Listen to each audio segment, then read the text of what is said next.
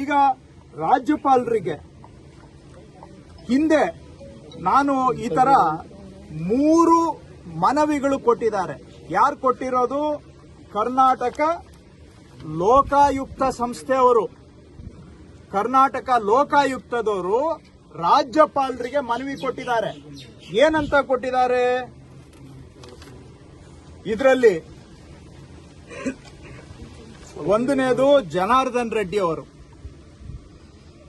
ಆರೋಪಿತರು ಆದಾಯಕ್ಕಿಂತ 25% ಹೆಚ್ಚಿನ ಅಕ್ರಮ ಆಸ್ತಿಯನ್ನ ಹೊಂದಿರುವುದು ತನಿಖೆಯಿಂದ ಸಾಬೀತಾಗಿರುವುದರಿಂದ ಆರೋಪಿತರನ್ನು ಶಿಕ್ಷಾರ್ಹ ಅಪರಾಧ ಎಸಗಿರುವುದರಿಂದ ತನಿಖೆಯಿಂದ ದೃಢಪಟ್ಟಿರುತ್ತದೆ ಎಂದು ತೀರ್ಮಾನ ಆಗಿರುತ್ತದೆ. ಆರೋಪಿತರು ಕರ್ನಾಟಕ ಸರ್ಕಾರದ ಮಂತ್ರಿವರ್ಗದಲ್ಲಿ ಮಂತ್ರಿಗಳಾಗಿ ಕರ್ತವ್ಯ ನಿರ್ವಹಿಸಿದ್ದು ಭ್ರಷ್ಟಾಚಾರ ಪ್ರತಿಬಂಧಕ ಕಾನೂನಿನ ಅಡಿಯಲ್ಲಿ ಅಭಿಯೋಜನಾ ಮಂಜೂರಾತಿ ಆದೇಶವನ್ನು ಮಾಡಬೇಕು ಅಂತ ಕೋರಲಾಗಿದೆ. ಯಾರು ಕೇಳಿರೋದು? ಕರ್ನಾಟಕ ಲೋಕಾಯುಕ್ತ. ಯಾವ ಡೇಟ್ಗೆ ಕೇಳಿದ್ದಾರೆ?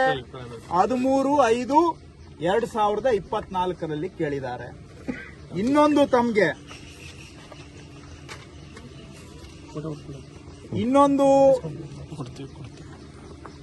ಅಪರ ಪೊಲೀಸ್ ಮಹಾನಿರ್ದೇಶಕರು ಭ್ರಷ್ಟಾಚಾರ ನಿಗ್ರಹ ದಳ ಎಸಿಬಿ, ಈಗ ಎಸಿಬಿ ಲೋಕಾಯುಕ್ತದಲ್ಲಿದೆ.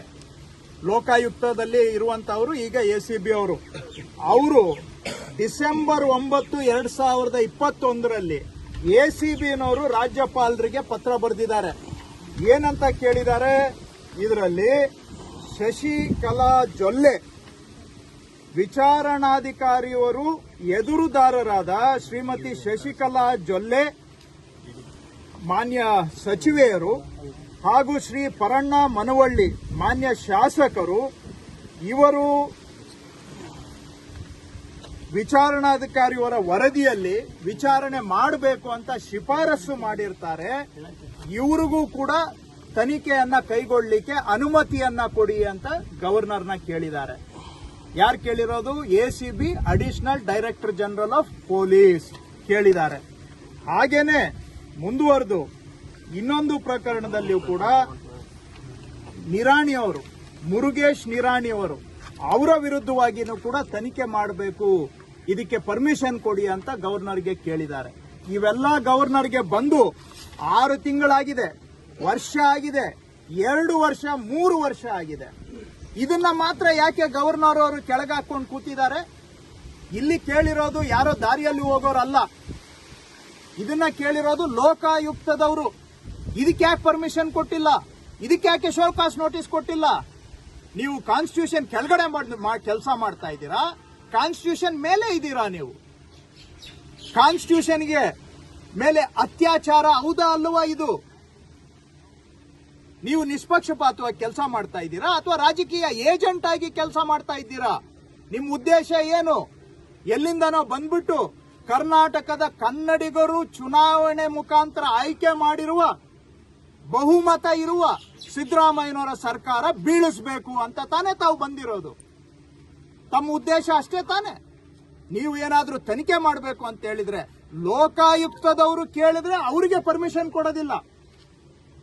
ಇದಕ್ಕೆ ಇವತ್ತಿಗೂ ಕೂಡ ಶೋಕಾಸ್ ನೋಟಿಸ್ ಕೊಟ್ಟಿಲ್ಲ.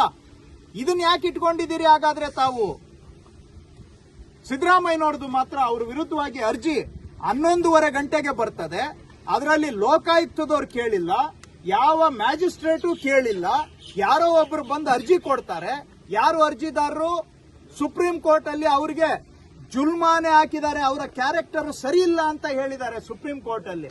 ಅಂತ ಒಬ್ಬ ವ್ಯಕ್ತಿ ಬಂದು ಅರ್ಜಿ ಕೊಟ್ಟ ಕೂಡಲೇ ನೀವು ತಕ್ಷಣ ಅದನ್ನ ಓದಿದ್ದೀರೋ ಇಲ್ಲವೋ ಗೊತ್ತಿಲ್ಲ. ಯಾಕಂದ್ರೆ ಓದಿದ್ರೆ ಗೊತ್ತಾಗ್ತದೆ ಅದರಲ್ಲಿ ಏನು ಉರುಳಿಲ್ಲ ಅಂತೇಳಿ ಅಂತ ಅದನ್ನ ಇವತ್ತು ಶೋಕಾಸ್ ನೋಟಿಸ್ ವಿತಿನ್ 1 ಡೇ, ಕೆಲವೇ ಗಂಟೆಗಳಲ್ಲಿ ನೀವು ಶೋಕಾಸ್ ನೋಟಿಸ್ ಕೊಡ್ತೀರಿ. ಇವೆಲ್ಲ ಬಂದು ನಿಮ್ಗೆ ತಿಂಗಳು ವರ್ಷ ಆದ್ರೂ ಕೂಡ ಇದನ್ನ ಇಟ್ಕೊಂಡು ಕೂತಿದ್ದೀರಿ. ಇದು ರಾಜಕೀಯ ಹೌದಾ ಅಲ್ವಾ? ಇದೇ ಕೆಲಸ ಮಾಡಕ್ಕ ನೀವು ಕರ್ನಾಟಕಕ್ಕೆ ಬಂದಿರೋದು? ನಿಮ್ಮ ದಬ್ಬಾಳಿಕೆಯನ್ನ ಕನ್ನಡಿಗರ ಮೇಲೆ ಮಾಡೋದಿಕ್ಕೆ, ಜನಗಳಿಂದ ಆಯ್ಕೆ ಆಗಿರುವಂತ ಕನ್ನಡಿಗರಿಂದ ಆಯ್ಕೆ ಆಗಿರೋ ಸರ್ಕಾರ ಉರುಳಿಸುವಂತ ಪಿತೂರಿ ಇದು.